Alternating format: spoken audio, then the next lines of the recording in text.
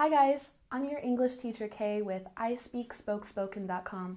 You can download these slides and take a quiz at the end to make sure that you've learned everything we're going to cover today. In this video, I'm going to show you how to ask questions in English. I've broken down the video into two parts. In the first part, I'm going to show you the different kinds of questions, and in the second part, I'll show you the formula to form a question in any tense. So let's look at the different kinds of questions in English. We have yes-no questions, WH questions, tag questions, choice questions, indirect questions, subject questions, and special questions with a preposition. So let's start with yes-no questions. This is pretty straightforward, but yes-no questions anticipate a response with a yes or a no, and sometimes there's extra information added on. For example, do you enjoy hiking? Yes, I love hiking. It's a yes answer plus a little extra information. You could simply answer yes, but normally you're going to hear English speakers give a little bit of extra information. For example, can she drive a manual car? No, she can only drive an automatic. It's okay if you simply answer no, but normally we're giving extra information. So no, she can only drive an automatic. Now let's take a look at the phonetic transcription. Manual. We stress the first syllable. Manual. Manual. Good. And automatic. We emphasize the third syllable here. Automatic. One more time. Can she drive a manual car? No, she can only drive an automatic. So the formation for a yes-no question is the auxiliary or modal verb and the subject and the main verb. So you can see here, we start with the auxiliary verb, the subject, and the main verb. So here we have the modal verb, the subject, and the main verb.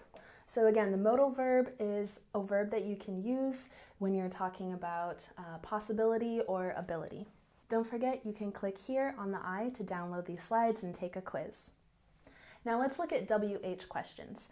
WH questions normally start with a WH word and, of course, the H word how. So we have who, what, where, when, why, and how, the WH words. So we use WH words when we're looking for specific information. For example, what time does the meeting start? We're looking for specific information, the time that the meeting starts. So in the answer, we would give the specific information. The meeting starts at 9 a.m. Let's look at the next question. Why did you choose this career? It's asking for the specific information about the reason you chose this career. For example, I chose this career because I'm passionate about it. You're giving the specific information, the why. And how did you make this recipe? You start by mixing the dry ingredients. How you start the recipe, that's the specific information you're looking for, the specific information given. You start by mixing the dry ingredients. So the formation for WH questions, of course, is starting with your WH word, your auxiliary or modal verb, the subject, and the main verb. So the formation for making WH questions starts with the WH word, the auxiliary or modal verb, the subject, and the main verb. Let's take a look at this question. We have our WH word, our auxiliary verb, the subject, and the main verb. Why did you choose this career? WH word, auxiliary verb, subject, and the main verb. So use this formation anytime you're making WH questions. Now let's take a look at tag questions. We use tag questions at the end of a statement to confirm whether or not it's true. Now let's take a look at tag questions. These are questions that we tag on to the end of a statement to confirm whether or not it's true. Let's take a look at some examples of tag questions. You've met John before, haven't you? Here we have the statement, you've met John before, and the tag question, haven't you? This is to confirm whether or not the statement's true. And the answer, yes, I've met him at your party. Another example, this is your book, isn't it? We have the statement here, this is your book, with the tag question, isn't it? Actually, it's not mine. That statement's not true. And let's take a look at pronunciation. Before, we have stress on the second syllable. Before, before. Party has emphasis on the first syllable. Party, party. And of course, book. It's not book, book, book. Very good. And mine with the long I sound.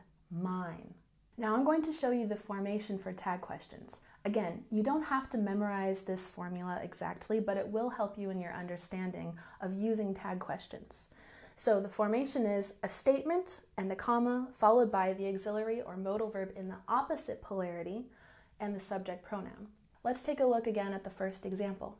We have our statement, you've met John before, the comma to separate the tag question, and we have our auxiliary verb in the opposite formation. So the statement was in the affirmative and the auxiliary verb is in the negative. And here is the subject pronoun. And we can look at the second example. This is your book, that's the statement, and we separate the tag question with a comma, and the auxiliary verb is in the opposite polarity. So isn't shortened from is not, and we have our subject pronoun. Now let's take a look at choice questions. We ask choice questions with two options in the question, and we're anticipating one of those options to be chosen in the answer. Let's take a look at the examples. Do you prefer coffee or tea in the morning? You're given two choices, coffee or tea. In the answer, I prefer tea. You're choosing one of those options. In the next example, are you going to watch the movie or read the book? I'm planning to read the book first. So again, in the answer, you're selecting one of the options presented in the question. Let's take a look at the first example. We have the auxiliary verb, the subject, the verb, and our two choices, coffee or tea. And let's look at the second example. Are you going to watch the movie or read the book? We have the auxiliary verb, the subject, and the verb with the two choices, watch the movie or read the book. Let's take a look at indirect questions. Indirect questions are a polite way to inquire or ask about something. For example, could you tell me, or I was wondering if. For example, could you tell me where the post office is? It's 2 blocks down on your right. Or I was wondering if you could help me with this problem. Sure, I'd be happy to help. So this is a soft, polite way to ask something without being too direct.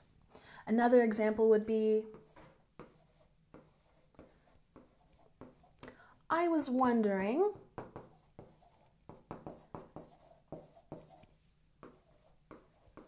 if you want to grab coffee with me.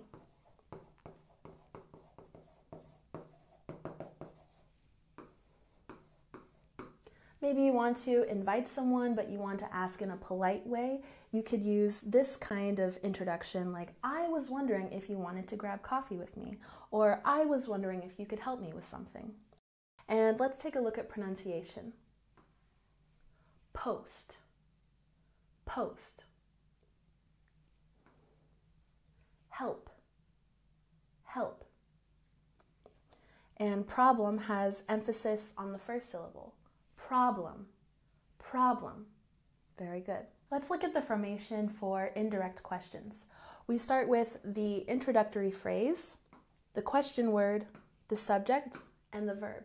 In the first example, we have our introductory phrase, could you tell me? And our question word, again, it's a WH question word, could you tell me where? And the post office is our subject, and is the verb. Now let's take a look at subject questions. Subject questions ask about the subject and they don't require an auxiliary verb. I'll show you in this example.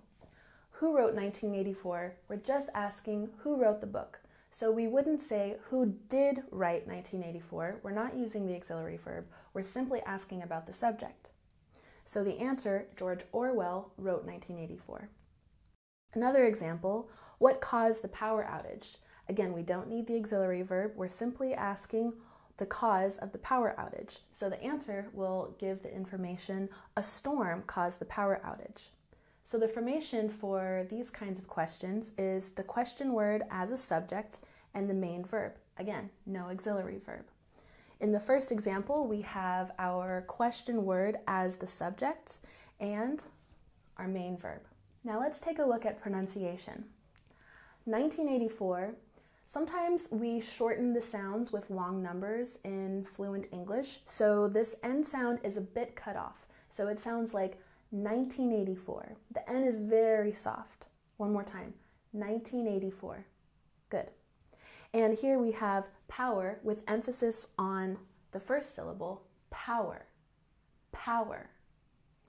And outage has stress on the first syllable, outage, outage. Very good. The next kind of question is a special question with the preposition. So these questions are formed with the preposition at the end, and it asks for specific information or relationships. For example, who are you going with? Here's the preposition at the end. I'm going with my sister. What are you looking for? I'm looking for my keys. The formation for these kinds of questions is our WH question word, the auxiliary or modal verb, the subject, the verb, and the preposition. Now let's check our pronunciation. We have the TH sound in with, so make sure you're putting your tongue between your teeth. With, with. One more time, with. Good. And looking, we have emphasis on the first syllable. Looking, looking. Very good. And keys, keys. One more time, keys. Very good. So now that I've showed you the different kinds of questions in English, we'll take a look at tense structures. To form questions with various tenses, we adjust the auxiliary verb and the verb to form them according to the tense. I'll show you simple tense, continuous tense, and perfect tense. We use simple tense when we're talking about general truths. And for the simple present, we use do and does, and for simple past, we use did. So for example, do you like pizza? I'm asking a general truth question. Yes, I like pizza. So we're using do here because it's simple present. And did you like pizza? Yes, I liked pizza. We're changing the verb here to be simple past. When we're using continuous tenses, we use the auxiliary verb and a verb plus ing for the present, and was, were, and a verb plus ing for the past. For example, are you coming to the party? We have our auxiliary verb here and our verb plus ing. Are you coming to the party? Yes, I'm coming to the party. It's happening now. And were you coming to the party? We have our past auxiliary verb and our verb plus ing. Were you coming to the party? Yes, I was coming to the party when you phoned me. It means I was in the process of coming to the party at the time that you phoned me. Now let's look at perfect tense. We use perfect tense to show the relevance between an action that happened in the past and the present. And we use have or has plus the past participle for present perfect and had with the past participle for past perfect. So let's look at this present perfect example. Have you finished your homework? We have has and the past participle. Have you finished your homework? Yes, I finished it. Something was completed in the past and it's relevant to the present. And in the second example, had you finished your homework when he came by? This is past perfect using had and the past participle. And this is showing the sequence of events that happened in the past. So had you finished your homework when he came by? Both of these things happened in the past and we can see the order. Yes, I had finished it when he came by. So first you'd finished your homework and then he came by. Now let's take a look at pronunciation. Homework has stress on the first syllable. Homework, homework. And came, came. Good. So guys, we just covered how to ask questions in American English. It's been great teaching you. Once again, I'm Kay with ISpeakSpokeSpoken.com, and you can download these slides and take the quiz, plus leave any comments or questions down below. See you next time. Bye!